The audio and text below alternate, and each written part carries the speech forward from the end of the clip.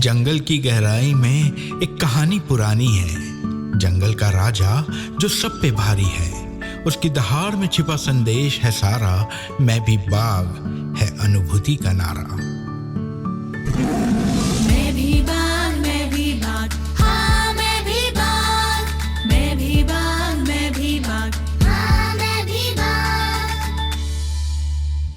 अपनी शक्ति को पहचान, बचाएंगे हम ये पर्यावरण, ये वन। अपनी शक्ति को पहचान। ये सब ठंडे प्रदेशों में होते हैं। हमारे यहाँ क्या होता है, सागौन होता है, क्योंकि सागौन को बहुत कम पानी लगता है, बहुत कम मिट्टी लगती है और ये गर्म इलाकों में होता है। ठीक है, सागौन लगाने के भी तरीके होते हैं। ये दो तरीके से लगाया जाता है। एक तो ये पौधों में के रूप में लगता है और एक दूसरा रूट शूट के तौर पे लगता है। ठीक है, और इसके अलावा यदि हम आसपास में और देखें, जैसे तेंदू है, पलास का नाम सुना है आप सभी ने, देखा होगा पलास। पलास आप लोगों में से कोई बताएगा कि वृक्ष की प्रजाति है या बेल की प्रजाति है? बेल। हाँ? बेल। बेल। कितने लोग बोल रहे हैं कि बेल है और कितने लोग बोल रहे हैं वृक्ष है? वृक्ष भी है और बेल भी है। होता है यार। पलाश जो है वो बेल प्रजाति का है। ठीक है, पलाश दो तरीके का होता है, एक जो बेले के रूप में फैलता है और एक जो झाड़ के रूप में फैलता है, लेकिन है वो दोनों बेल प्रजाति।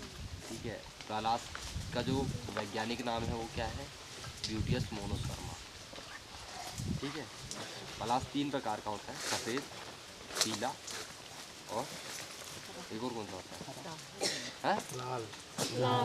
लाल होता है, जो अपने यहाँ सामान्यतः पाया जाता है। ठीक है, जो पीला पलाश होता है उसके औषधीय गुण है। और पलाश किस किस से यूज होता है, कोई बताएगा? हाँ? क्या बनाने में? बेड। बेड तो मैंने पहली बार सुना यार। सब कलर बनता है उसके फूलों से। हाँ, ऑर्गेनिक कलर जिसको प्राकृतिक रंग बोलते हैं। आज के टाइम में तो अभी हम लोग आर्टिफिशियल जो कलर आता है मार्केट में केमिकल से भरा, वो यूज़ करते हैं होली में। पहले के टाइम में जब ये नहीं बनता था तो पलाश के जो फूल होते हैं ऑरेंज कलर के, है ना, और पलाश जब एकदम खिला होता है तो लाल दिखता है उसका झाड़, क्योंकि पूरे झाड़ में उसके लाल कलर के फूल होते हैं। तो उसको फायर ऑफ फॉरेस्ट भी बोलते हैं, जंगल की आग। लिख लो आप लोग। ठीक है,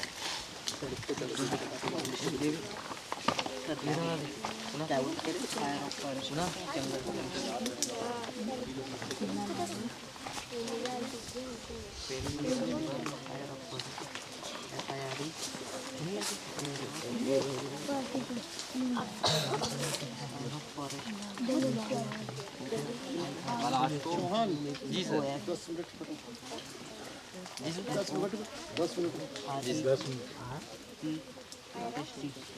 10 मिनट का पीरियड है। ठीक है, तो ये जो पलाश होता है उसको फॉरेस्ट फायर भी बोलते हैं। ठीक है, आप लोगों ने कुल्लू कितने लोगों ने देखा है? कुल्लू का झाड़? ये बात नहीं करो सभी लोग, है ना, मेरी बात सुनो। जो कुल्लू होता है वो एक बड़ा सा चौड़ा सा झाड़ होता है जिसकी सिल्वर कलर, चांदनी कलर की छाल होती है, एकदम दूर से चमकता हुआ दिखाई देता है, भूत की तरह। तो ये जो कुल्लू होता है, एक अभी पहले बहुत आयत में पाया जाता था, अभी धीरे धीरे इसकी प्रजाति होती जा रही कम। अभी कुल्लू बहुत कम देखने को मिलता है, लेकिन कुल्लू की जो गोंद होती है बहुत रेयर होती है और काफ़ी फ़ायदेमंद भी होती है। काफ़ी इसमें औषधि गुण भी पाए जाते हैं, तो इसका व्यापारिक उपयोग भी है। ये सबसे महंगी बिकती है। धावड़ा और भी दूसरी जो गोंदें होती हैं उनमें सबसे महंगी बिकती है कुल्लू की गोंद, लेकिन ये गैरकानूनी तौर पे बंद है। ठीक है, इसको ना काटा जाता है ना एकत्र किया जाता है, ये सिर्फ औषधि रूप में उपयोग करने के लिए है। तो एक और कुल्लू का नाम है, कुल्लू को हम लोग बोलते हैं क्वीन ऑफ फॉरेस्ट या क्वीन ऑफ फॉरेस्ट, जंगल की रानी।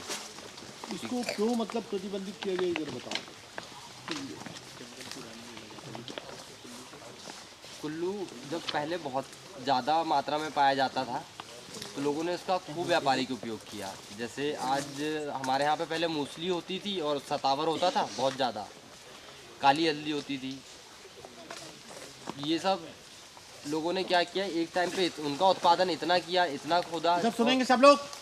कि ये धीरे धीरे अब ख़त्म होती जा रही हैं। तो अब आपको जंगलों में नारबोज बोलते हैं, जिसको सतावर बोलते हैं, वो को बहुत कम देखने को मिलती है। वैसे ही कुल्लू की एक समय में इतना प्रचलित हो गया था इसकी गोंद के लिए कि इसकी अंधाधुंध कटाई की गई। अब क्या होता है कि पहले तो प्राकृतिक तौर से निकाली जाती थी गोंद, आजकल क्या होता है कि एक लिक्विड होता है, उसको उसके कट मार के या इंजेक्शन के थ्रू उसमें झाड़ में लगा दिया जाता है। आज रात में आपने लगाया हुआ इंजेक्शन, कल दोपहर शाम तक की उसमें से पूरी गोंद बाहर आती है। लेकिन उसका सबसे बड़ा नुकसान ये है कि वो एक बार में पूरी गोंद निकाल देता है और वो झाड़ उसके बाद में सूख जाता है, तो उसका दोबारा यूज़ नहीं हो सकता। इसीलिए धीरे धीरे करके अब ये कुल्लू नष्ट होते जा रहा है, क्योंकि आज हमारे जंगलों में बहुत कम दिखता है। इसलिए अब ये विलुप्तप्राय प्रजातियों में शामिल हो चुका है। इसलिए सरकार ने इसको अब प्रतिबंधित कर चुकी है। इसकी गोंद का व्यापार करना भी कानूनी अपराध है और इसको कटाई करना भी कानूनी अपराध है। ठीक है। और भी एक दो ऐसे हैं यहाँ पे रेयर पौधे, जैसे सर ने अभी कालमेघ दिखाया था। कालमेघ की तरह एक काली हल्दी होती है जिसका मेडिसिनली यूज़ काफ़ी है, पर पहले बहुत होती थी, आज लोगों के यहाँ देखने को नहीं मिलती है। पातालकोट में एक एरिया है, मुझे नाम याद नहीं है एग्जैक्ट उसका, गैलडुब्बा है शायद उसका नाम। वहाँ पे सरकार ने आज से कुछ सालों पहले औषधीय पौधों को कलेक्शन करने के लिए औषधि बैंक खोला था, क्योंकि वहाँ के जो आदिवासी हैं अब वहाँ से पलायन कर चुके हैं। पलायन के बारे में सर ने अभी बताया था, पलायन रोजगार के लिए। अब वहाँ पर लोगों ने अपनी संस्कृतियाँ भूल गई। अब धीरे धीरे वो चीज़ें जो नॉलेज उनके पुरखों के पास में था वो विलुप्त होते जा रहा है। आप लोगों में भी से आपके घर में दादा दादी होंगे, उनको कुछ ऐसी चीज़ें पता होंगी, कुछ ऐसे पौधों के उपयोग पता होंगे जो आप लोग उनसे सीखेंगे और यही उपयोग आप आगे जाके अपने आने वाले छोटे भाइयों को या आपके बच्चे होंगे उनको बताओगे। और बाकी जंगलों में देखने लायक बहुत सारी चीज़ें होती हैं। आपने जंगलों में देखा होगा झाड़ के ऊपर कुछ पौधे खुद पनप जाते हैं। यहाँ तो आसपास दिख नहीं रहे हैं, जिनको परजीवी पौधे भी बोलते हैं, पैरासाइट्स प्लांट। ये क्या होते हैं कि ये दूसरे पौधों पर आश्रित होते हैं। ये अपना भोजन, पानी, इन सब के लिए दूसरे पौधों पर आश्रित होते हैं। अमरवेल देखा होगा सभी ने।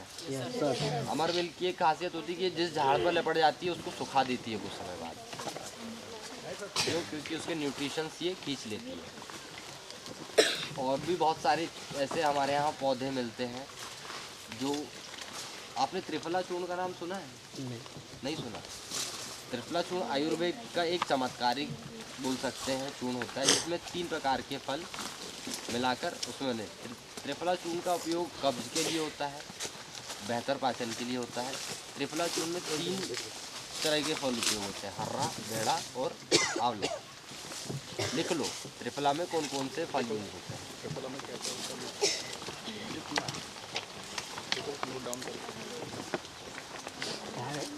हर्रा, बेड़ा और आंवला।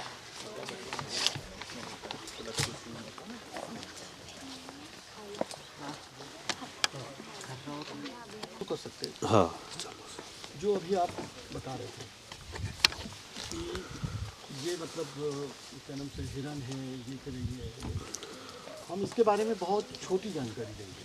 अगर मान लो हमने एक एक प्राणी की जानकारी, जैसे मान लो टाइगर, तो टाइगर के बारे में हम बता देंगे। अब हमको इनसे ये जो शाकाहारी प्राणी है, ये हमारे जो इकोसिस्टम है, तो इकोसिस्टम तो यहाँ चलेगा नहीं, क्योंकि इनको कुछ भी नहीं मालूम है ना, जो पारिस्थितिकी था। तो हमको ये बताना है कि शाकाहारी प्राणी हमारे इनके लिए भोजन है, मांसाहारी के लिए यहाँ खत्म। यहाँ पर इसको ज़्यादा, अगर मान लीजिए फिर जो है दूसरी, आपको दूसरी चीज़ों को ज़्यादा बताना है, जो पारिस्थितिकी तंत्र हम सरल तरीके से बता सकते हैं। जैसे पानी कैसे अंदर जा रहा है, तापमान कैसे कम हो रहा है, 62-24 कैसे कम हो रहा है, ये सारी 62-24 अगर आपने इसमें किया, मान लीजिए आप तोते की विशेषता बताने लगे, 62-24 और जैसे ये बता रहे थे, तो ये मतलब जो है इसका इनका क्या महत्व है हमारे पास, है ना? अब देखिए अभी आपको चौहान साहब ने जो बताया आपको, है ना, कि ये चीतल वगैरह हैं, ये बहुत सारे हिरन प्रजाति और मृग प्रजाति, दो प्रजातियां होती है। क्या होती है? हिरन प्रजाति और मृग प्रजाति, है ना। दोनों भी शाकाहारी होते हैं, है ना। दोनों ग्रुप जो है, दोनों समूह शाकाहारी होते हैं। और ये क्या किसके का भोजन के काम में आते हैं? ये किसके भोजन के काम में आते हैं? मांसाहारी, है ना। अगर ये नहीं रहेंगे तो क्या होगा? मांसाहारी नहीं रहेंगे, सीधी सी बात है। अभी मैंने आपको वहाँ बताया था ना, कि बाघ के बारे में बताया था ना, कि बाघ क्या करता है कि जितने जगह में उसको भोजन मिल जाए उतना उसका क्षेत्र बना लेता है, ठीक है ना। चलिए अब हम आते हैं, पानी की बात की थी, थोड़ी बात की थी, ऑक्सीजन की भी बात की अपन ने। तो ऑक्सीजन कौन से पौधे ज़्यादा देते हैं? हाँ, और जोर से बोले भाई। आम, जामुन, नीम, पीपल, बरगद। अच्छा ये बताइए, पीपल और जो तुलसी का पौधा है, पीपल का पेड़ और तुलसी का पौधा, ध्यान दो, ये क्या 24 घंटे ऑक्सीजन देते हैं क्या? नहीं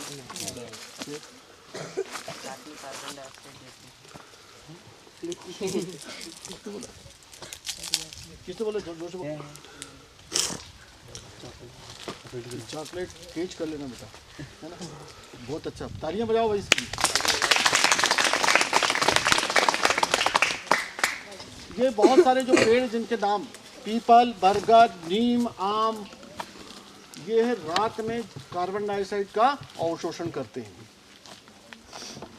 ठीक है।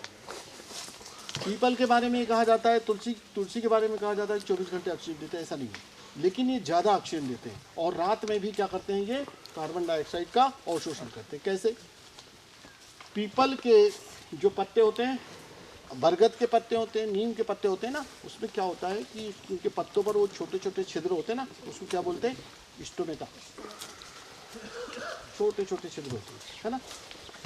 तो इन पौधों में ये रहता है, जवाबदारी ये रहती है कि पानी की बचत करें, है ना, क्योंकि वो शुष्क स्थानों पर पाए जाते हैं। तो पानी की बचत कैसे होगी भाई? जैसे ये पतझड़ होता है, पतझड़ क्यों होता है? पेड़ों में पतझड़ होता है, तो देख रहे हैं अभी सूखा सीजन है ये, तो वाष्पोत्सर्जन या ट्रांसपिरेशन को कम करने के लिए कि पानी भाप के रूप में पत्तियों से ना उड़े, इसलिए पत्ते गिरते। नागफनी में कांटे क्यों होते? नागफनी में कांटे क्यों होते? एक वो मरुस्थल में पाए जाने वाला पौधा है ना। और नागफनी के जो कांटे होते हैं वो क्या है? काय का रूपांतरित पत्तियों का, पत्तियां जो होती हैं वो कांटे के रूप में मॉडिफाइड, रूपांतरित हो जाती है वो, है ना, मॉडिफिकेशन होता है उसका। तो उससे क्या होता है कि पत्तियां जो है क्या करती है? वाष्पोत्सर्जन करती है ना, तो वो नहीं होता। अब उसको भोजन भी बनाना है तो उसके लिए क्या है कि उसका तना पत्तियों में अब परिवर्तित हो जाता है, मॉडिफाई हो जाता है। होता ना, तना होता है कि नहीं, हरा हरा दिखता है, वो तना है। तो क्या है कि पत्तियों के द्वारा जो वाष्पोत्सर्जन होता है उसको कम करने के लिए दिन में ये पीपल के, बरगद के, जामुन के, आम के, इनके पत्ते अपने जो छिद्र को है वो अपेक्षाकृत बंद कर लेते हैं, पूरे नहीं बंद करते, अपेक्षाकृत बंद करते हैं दिन में, है ना। अब क्या होता है, रात में क्या करते हैं? ये रात में पूरे अपने स्टोमेटा या छिद्रों को खोल देते हैं। तो रात में ये कार्बन डाइऑक्साइड भी लेते हैं, है ना, कार्बन डाइऑक्साइड भी लेते हैं, अवशोषित करते हैं। और क्या करते हैं रात में ये प्रकाश संश्लेषण के लिए क्या जरूरी है? क्या जरूरी है? प्रकाश जरूरी है ना। तो रात में क्या करते हैं? ये कार्बन डाइऑक्साइड की मदद से एक कंपाउंड, एक रासायनिक कंपाउंड या यौगिक बनाते हैं, उसका नाम है क्या? मैलेट, मिलेट से इसको मत वो करना। मिलेट का मतलब क्या होता है? मिलेट यानी क्या होता है? श्रीअन्न, मोटा अनाज। तो क्या करते हैं, ये मैलेट नाम का रसायन बनाते हैं। तो रात भर में ये मैलेट नाम के रसायन को स्टोर कर लेते हैं। उसके बाद में दिन में क्या करते हैं, ये उस मैलेट रसायन से फोटोसिंथेसिस करते हैं, यानी कार्बन डाइऑक्साइड, क्योंकि स्टोमेटा इसके अपेक्षाकृत बंद होते हैं, इसलिए जो है कार्बन डाइऑक्साइड का कम अवशोषण करते हैं ये, और उसके स्थान पर मैलेट का उपयोग करते हैं। और क्या करते हैं? प्रकाश संश्लेषण। समझ गए ना आप लोग कि ये 24 घंटा कोई भी पेड़ ऑक्सीजन नहीं दे सकता। अच्छा, पेड़ों में वो श्वसन होता है कि रिश्ता जैसा? पेड़ सांस लेते हैं या नहीं? देते हैं। बताओते क्यों नहीं? तो क्या करते हैं पेड़? श्वास लेते हैं तो छोड़ते हैं और ऑक्सीजन लेते हैं। कार्बन डाइऑक्साइड हम बात कर रहे थे अभी कि वो कार्बन डाइऑक्साइड का अवशोषण करते हैं और वातावरण को, इधर सुनेंगे आप लोग, जो हमारा पर्यावरण है उसको शुद्ध करते हैं, है ना? तो कैसे शुद्ध? तो उसमें तो छोड़ते भी है ना, कार्बन डाइऑक्साइड छोड़ते हैं। होता क्या है कि जो श्वसन की क्रिया है और प्रकाश संश्लेषण की क्रिया है, उनकी गति में बहुत ज़्यादा अंतर है ना? क्या अंतर है कि जो श्वसन की क्रिया होती है उससे 10 गुना तेजी से प्रकाश संश्लेषण की क्रिया होती है, 10 गुना तेजी से। जैसे कि मान लीजिए श्वसन में 1 लीटर ऑक्सीजन पेड़ पौधे लेते हैं, तो प्रकाश संश्लेषण में 10 लीटर ऑक्सीजन छोड़ते हैं, है ना? ज़्यादा छोड़ते हैं। उसके बाद में श्वसन में 1 लीटर कार्बन डाइऑक्साइड वो छोड़ते हैं, तो प्रकाश संश्लेषण में 10 लीटर कार्बन डाइऑक्साइड का अवशोषण करते हैं, ठीक है ना? तो श्वसन तो उनका बराबर चलते रहता है, लेकिन ये प्रकाश संश्लेषण भी दिन के समय में होता है, ठीक है? इतने जो पेड़ों के नाम बताए मैंने आपको, ये याद रहेंगे आपको। क्या है, हमारे बुजुर्ग पहले कहा करते थे, पहले नहीं अभी भी कुछ जो बुजुर्ग बचे हैं वो भी कहते हैं कि जिस गांव में बरगद, पीपल, आम, नीम, जामुन, अर्जुन कौवा होता ना, कौवा, ये इस प्रकार के जो अर्जुन के पेड़ कहाँ होते, कौवा के पेड़ कहाँ होते? कौवा पानी के किनारे हो। आजन अच्छा, आजन बोलते हैं। कौवे का पेड़ पत्थर नहीं, आजन का पेड़ होता है, नदियों के किनारे होता है, नदियों के किनारे होता है। तो नदियों के किनारे क्या करता है वो?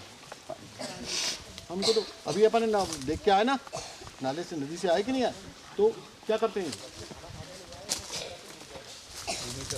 इसकी तरफ इशारा करो।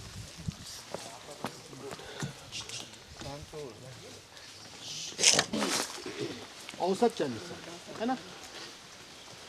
जैसे कि जो पलाश होता है ना, तो पलाश जो है जब खिलता है, वो उसमें फूल खिलते हैं, तो पूरे मार्च के महीने में सारे के सारे पेड़ों में फूल लगते हैं, है ना? तो क्या लगता है? ऐसा लगता है कि जैसे जंगल में आग लग गई, है ना? इसलिए उसको क्या बोलते हैं, ये बताया था ना आपने चौहान साहब ने, क्या उसको क्या कहते हैं? फायर ऑफ फॉरेस्ट, जंगल की आग। इसी तरह से इन बांसों में 40वें साल, या जैसे जब भी उसकी उम्र खत्म हो रही है, 39वें साल, 38वें साल, एक साथ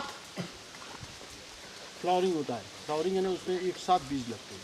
तो जैसे क्या होता है कि जैसे ये पता लगा कि पूरा 64 तहसील में सब जगह लग गया फूल, या पूरा छिंदवाड़ा जिले में लग गया फूल, है ना? तो एक साथ बीज आते हैं उसमें, इतना जैसा छिंदवाड़ा जिला कवर करता वो, जैसे हो सकता है कि आधा वो 64 कवर कर ले, फिर पर आधा यहाँ का कवर करे, आधा सामने ही कवर करे, मतलब इस तरह से, मतलब जो है इनमें, लेकिन एक साथ लगते हैं सब। यहाँ जैसे सब में एक साथ बीज आ जाएंगे, फूल आ जाएंगे, है ना? उसके बाद क्या रहता है, जैसे बीज आते हैं, बीज गिराता है, ये मर जाता है। क्या? बीज नीचे गिरता है और मर जाता है सब बात। तो उसको क्या करते हैं कि उसको काटने का पहले ही प्लान बना लेते हैं, वन विभाग पहले ही बना लेता है, उसको सब सारा का सारा काट देते हैं। जैसे बीज उसके गिरे पूरा, तो उपयोग में आ जाता है वो, है ना? इसका बांस का क्या बनता है और कागज़ भी बनता है। सबसे महत्वपूर्ण कागज़ बनता है, सलाई से बनता था। तो अब हमारे यहाँ से जो बांस है, अच्छा जून के महीने में क्या होता है, ये जब बरसात होती है तो जून के महीने में उगने लगता है, और जब ये उगता है, इधर ध्यान देंगे, तो ये छोटा छोटा जब होता है ना तो बड़ा स्वादिष्ट होता है ना। तो मवेशी बड़े चाव से खाती है इसको, जंगली जानवर भी बड़े चाव से खाते हैं इसको, ठीक है ना। तो जब भी बांस में जब भी फूल आते हैं तो वो जंगल वन विभाग कानूनी रूप से 5 साल के लिए बंद कर देता है। क्यों बंद करता है वो? क्योंकि वहाँ पर मवेशी 6 साल के लिए बंद करता है ना। अब हमारे यहाँ तो बांस नहीं गए, मैं वही बता रहा हूँ, कारण बंद हो जाते हैं वो, है ना। तो क्यों बंद हो जाते हैं? कि मवेशी उसके अंदर ना आए, और वो जितने प्राकृतिक पौधे हैं वो बढ़ जाएंगे, ठीक है ना। अब हमारे यहाँ पर पुराने समय में हमारे जो जंगल के जो पुराने नक्शे हैं छिंदवाड़ा ज़िले के, उन नक्शों में अगर हम देखें तो पूरे छिंदवाड़ा ज़िले के जंगलों में बांस था, लेकिन कैसे समाप्त हो गया वो समाप्त ऐसे हुआ कि जो हमने मतलब जो बीज गिरा, जो पौधे निकले, तो उस समय हम जो कानून का हम पालन नहीं करवा पाए, यानी मवेशी घुसते चली गई, चरते गए, और धीरे धीरे फिर अवैध कटाई भी होती गई। तो बांस हमारे यहाँ से एक तरह से पूरी तरह खत्म हो गया। बांस के लिए हमको कहाँ निर्भर रहना पड़ता है? कहाँ से बांस आता है हमारे यहाँ? बालाघाट से बांस आता है ना। और बालाघाट का बांस पूरे मध्य प्रदेश में जाता है। हमारे यहाँ पर भी बांस कुछ जैसे हमारी जितनी, मान लीजिए हमारे छिंदवाड़ा ज़िले में मान लो 4 लाख या 5 लाख बांस की आवश्यकता है वर्ष भर में, 5 लाख बांस। तो हमारे यहाँ 2 लाख बांस पैदा होने लगा। क्यों होने लगा? कि भाई जो प्लांटेशन वगैरह हमने किए हैं उससे बांस निकलता है ना, निकलने लगा। तो बांस हमारे जंगलों में था, और बांस को हम कैसे पुनर्स्थापित करें, ये इसके बारे में हमको सोचना बहुत ज़रूरी है। वैसे हम प्लांटेशन करते जा रहे हैं, लेकिन सबसे महत्वपूर्ण ये है कि जहाँ जहाँ, इस बात को भी ध्यान से सुनिए, कि हम जो है बांस के प्लांटेशन जो करते हैं वो ज़्यादातर असफल क्यों हो रहे हैं। जब भी हम बांस इतने पौधे लगाते हैं, इतने बड़े बड़े, है ना, उसका जो नीचे कंदा होता है, देखे हो ना, कंदा होता है, तो उसको बोलते हैं राइजोम। वो कंदा सही तो वो लगता है ज़मीन में, और ज़मीन में लगा और जंगलों में लगता है। तो हमारे यहाँ जंगली सुअर बहुत ज़्यादा है ना, तो जंगली सुअर सूखा जाता है। जंगली सुअर बांस के राइजोम या कंडों को खा जाता है। खा गया मतलब ख़त्म, है ना। अब उसके लिए तरह तरह के उपाय ये होते हैं। उसमें क्या होते हैं, वो थीमेट करके होता है ना, थीमेट एक कीटनाशक होता है ना, उसके दाने दाने होते हैं, तो वो रख दो उसको। तो इससे तरह तरह के उपाय करते हैं जिससे कहीं कहीं बच जाता है ना। तो इसलिए हम बांस को बढ़ा नहीं पा रहे। अब क्या बता रहे थे? आजन के बारे में चल रही है। आजन, हाँ, नदियों के बारे में चल रहा था।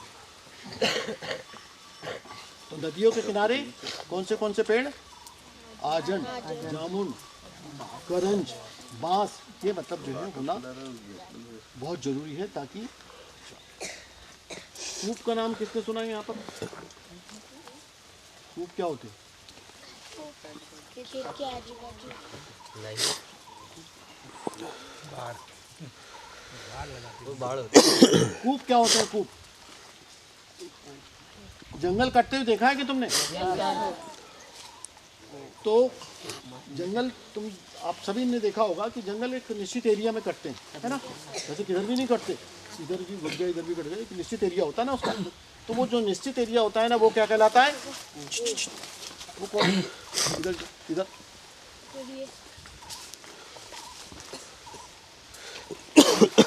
जो निश्चित एरिया होता है उसको कूप का नाम दिया गया है। क्या है? वो कूप होते हैं, है ना। तो ये कूप में हम मतलब जो कटाई कैसे करते हैं मालूम है?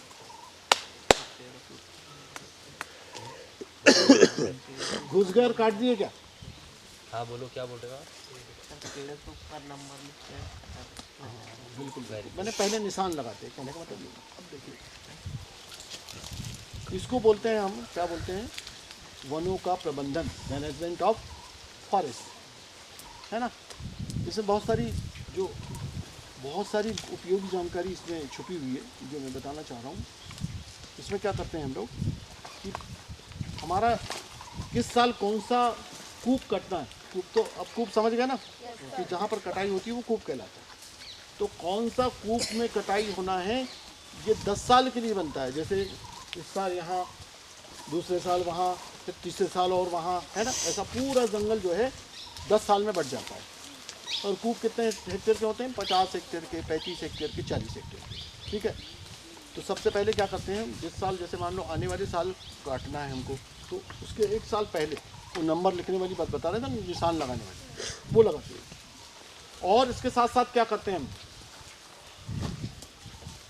सबसे पहले 1 साल पहले एक उसका उपचार मानचित्र बनाते हैं। उपचार का मतलब होता है कि हमको कहाँ पर क्या करना है ना। अब जैसे ये एरिया है, ये एरिया दिख रहा है ना, तो हम वो नक्शे में हमारा पूरा दिख जाता है कि ये एरिया कहाँ पर है। इसमें हमको कुछ भी नहीं करना है। ज़्यादा से ज़्यादा हम यहाँ करेंगे, हम यहाँ पर बांध बना देंगे जिससे कि ये थोड़ा सा जो भी मिट्टी यहाँ रुक जाए, काहे के लिए, मिट्टी रोकने के लिए। यहाँ पर प्लांटेशन इसलिए नहीं लगा सकते क्योंकि सब चट्टाने हैं, यहाँ नेचुरल आ रहा है ना। और जैसे ये तीखा ढाल है, तो ट्रीटमेंट मैप में सब दर्शित होता है कि कहाँ तीखा ढाल है, कहाँ क्या है ना। तो अब उसमें हम लोग क्या करते हैं, 1 साल पहले नक्शा बना के दे दिया, आने वाले साल जब हम काटते हैं और जो नक्शा बना के देते हैं, फिर निशान वगैरह लगाते हैं। तो निशान कैसे लगाते हैं, कौन सी ज़मीन को छोड़ते हैं, कौन सी ज़मीन को नहीं छोड़ते हैं। जैसे यहाँ से ढाल दिख रहा है कि नहीं आपको, इधर भी ढाल दिख रहा है। तो इन ढालों पे हम काटने के लिए एक भी झाड़ मार्क या चिन्हित नहीं करते। मार्क कब कर रहे हैं हम, 1 साल पहले, है ना। तो एक भी झाड़ क्यों नहीं मार्क करते भाई, ये जो ढाल दिख रहा है, इधर जो ढाल दिख रहा है, नहीं करते हैं। क्या हमारी मर्जी का है क्या सवाल? फिर क्यों नहीं करते? दूर से बोलो। किसने बोला पहले? ईमानदारी से ताली बजाओ सभी लोग। ताली बजाओ। देखो, तो क्यों नहीं काटते हैं हम वहाँ पर, कि मिट्टी का कटाव होगा, ठीक है ना। तो वहाँ पर कोई एक झाड़ भी हम नहीं काटेंगे। फिर दूसरा, जहाँ पर चट्टानी एरिया है वहाँ पर भी हम कोई झाड़ नहीं काटते, ठीक है। अभी आपको कुल्लू का नाम बताया था, कुल्लू और उसका धावड़े का, है ना। सलाई से भी गोंद निकलता है, कुल्लू से भी निकलता है, मोयन से भी निकलता है, बबूल से भी निकलता है। कुल्लू का गोंद जो है और धावड़े का गोंद जो हम लड्डू बनाते हैं या बहुत सारी औषधियों में काम आता है। इसका धावड़े का जो झाड़ होता है, आपने देखा ना आते आते, यहाँ पर भी दिख रहा है क्या? नहीं। तो जो धावड़े का गोंद होता है वो प्राकृतिक रूप से निकलता है। कैसे निकलता है वो? यानी इतनी कली निकलती है उसकी, जो तने से जो है ना दिखाई देती है, कली निकलती है। और कुल्लू का गोंद जो है प्राकृतिक रूप से नहीं निकलता, उसमें जो है ऐसा कट, माने करीब 6 इंच लंबा और 2 इंच चौड़ा कट लगाना पड़ता है ना। 6 इंच या 5 इंच तो कट लगाते हैं। तो एक दिन कट लगाते हैं वो, और वो फिर वो लगातार गोंद देता है, वो हर दिन मतलब जो निकलता है उसका गोंद, है ना। तो क्या हुआ कि गोंद की, उसका गोंद बहुत महंगा होता है। किसका? कुल्लू का। गोंद की लालच में हमने क्या किया कि झाड़ों में इधर भी कट, इधर भी कट, इधर भी कट, सब चारों तरफ कट लगा दिए। अब उसका क्या है मालूम है आपको? वो जो छाल होती है ना, क्या होता है उसको, क्या बोलते हैं? कैम्बियम बोलते हैं शायद, जाइलम है ना। चलो ठीक है, आपको इतना गहरे में नहीं लिया क्या। जो कट लगाते हैं ना, तो उससे मतलब जो पानी आना है रुक गया, जड़ के माध्यम से आ रहा ना, पानी आना रुक गया, फिर खनिज आना रुक गया, ऊपर चढ़ना बंद हो गया, कट लग गए उतने, है ना। और गहरे कट लग गए, तो उससे क्या हुआ कि पेड़ सब मर गए।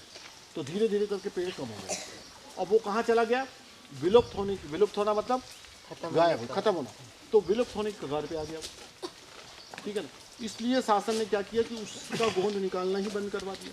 कानूनी रूप से बंद है, अपराध में आता है वो, है ना। इधर ध्यान देंगे आप लोग।